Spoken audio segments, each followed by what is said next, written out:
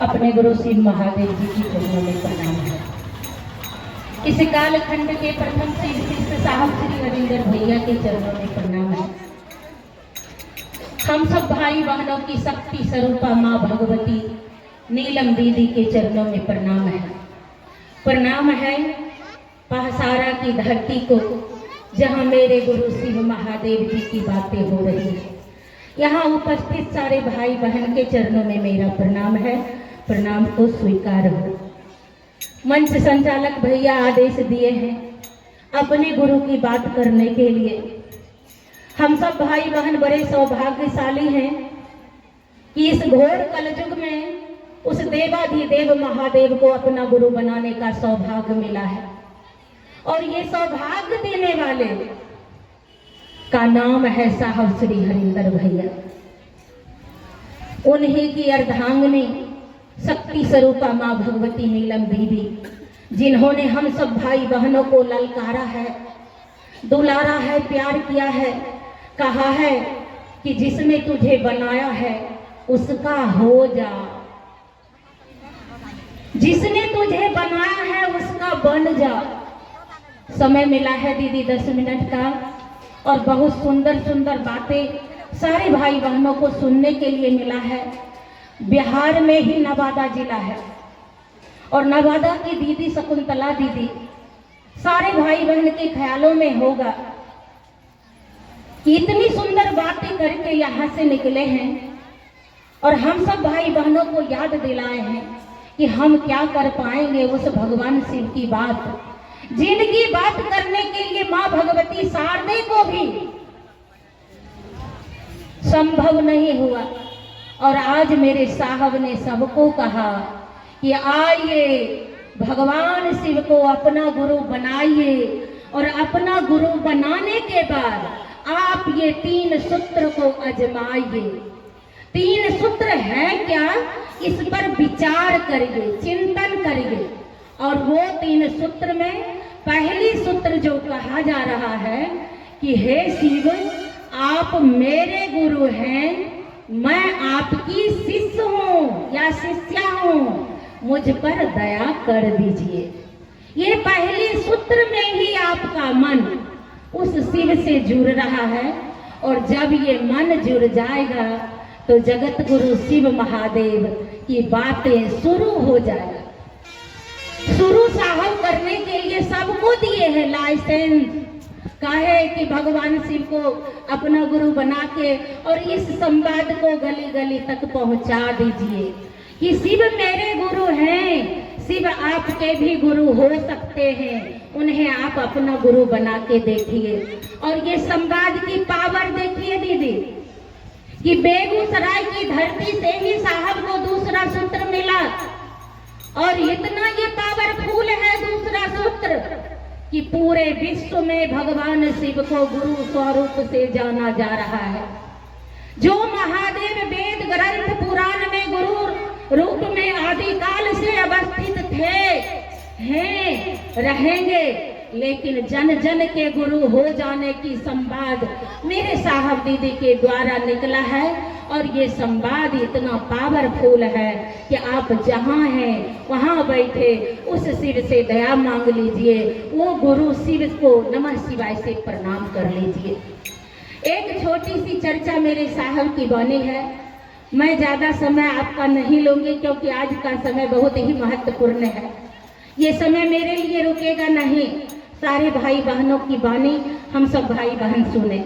साहब एक बार एक छोटी सी कहानी के माध्यम से हम सब भाई बहनों को उस ओर इशारा दिए। कहे कि एक राजा और फकीर की हिस्सा कि एक राजा जिसका घर 5 महल का और वो अरबों में जाने जाते थे, उनके घर के सामने से एक फकीर गुजर रहे थे। वो फकीर को दिन भर का यात्रा पूरा हो गया था और शाम में वो कहीं ठहरने का जगह ढूंढ रहे थे। उन्होंने ये 5 महल वाले बिल्डिंग के सामने खड़ा हुआ फकीर और वो घर वाले के तरफ देखा। 5 महल के ऊपरी मंजिल पर जो घर के गार्जियन बैठे हुए थे वो नीचे उतरे और बाबा फकीर से पूछा कि बाबा क्या बात है, आप यहाँ किसको खोज रहे हैं? बाबा ने कहा कि मुझे किसी की खोज की जरूरत नहीं है, मुझे रात में विश्राम की जरूरत है। और यहाँ सराय किधर है?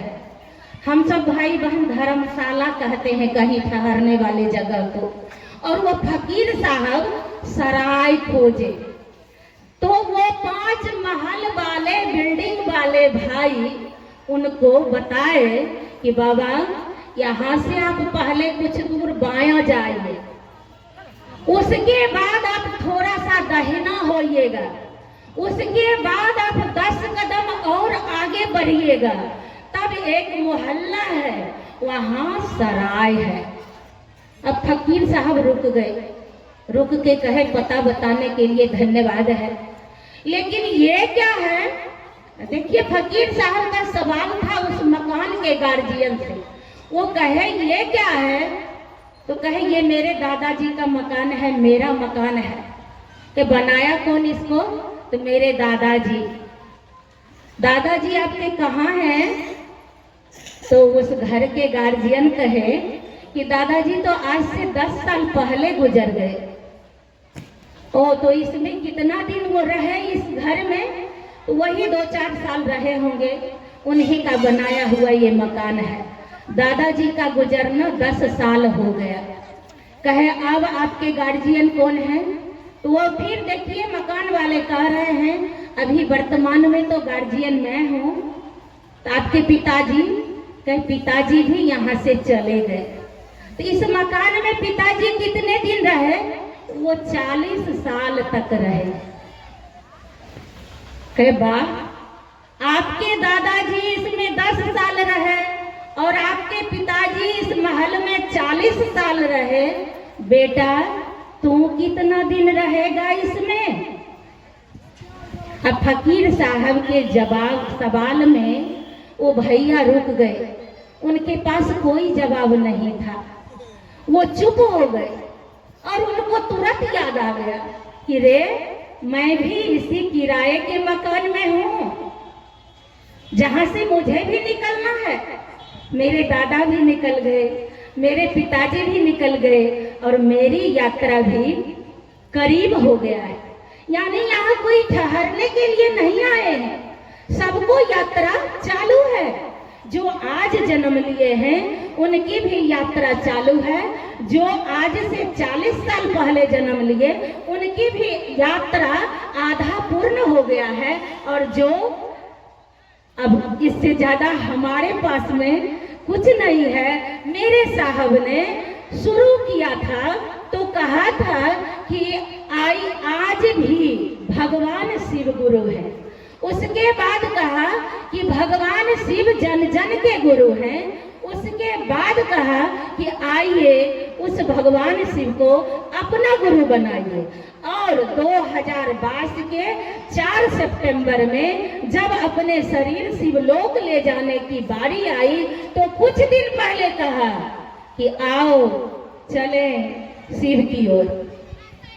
सारे भाई बहन इस बात को समझते हैं, समझाने की कोई जरूरत नहीं है।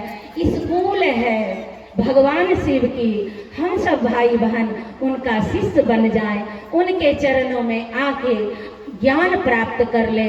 जैसे भगवान बुद्ध को ज्ञान मिल गया, जैसे रत्नाकर डाकू संत कहला गए, हो सकता है मेरे अंदर भी बहुत सारी बुराइयां हैं, लेकिन उस भगवान शिव को अपना गुरु बनाकर उनके ओर चलते चलते एक दिन ऐसा आएगा कि आप और हम जीव से शिव बनने के लायक हो जाएंगे। मेरे साहब की बानी है दीदी, मेरे साहब ने कहा है कि जिंदगी में कुछ ऐसा करके यहाँ से निकलो कि 10,000 साल तक मैं इस धरती पे रहूंगा, सबों के जुबान पे रहूंगा। किसी भी शिष्टा को लागू करने वाले, शिव के ओर ले जाने वाले कौन थे? तो मेरे साहब श्री हरिंदर भैया। कौन है मेरे साहब श्री हरिंदर भैया, और 10,000 साल तक कौन रहेंगे मेरे साहब श्री हरिंदर भैया। इनके बताए हुए रास्ते पे चलते रहें। जगत गुरु शिव महादेव का काम करते करते इस जगत से विदा ले लें।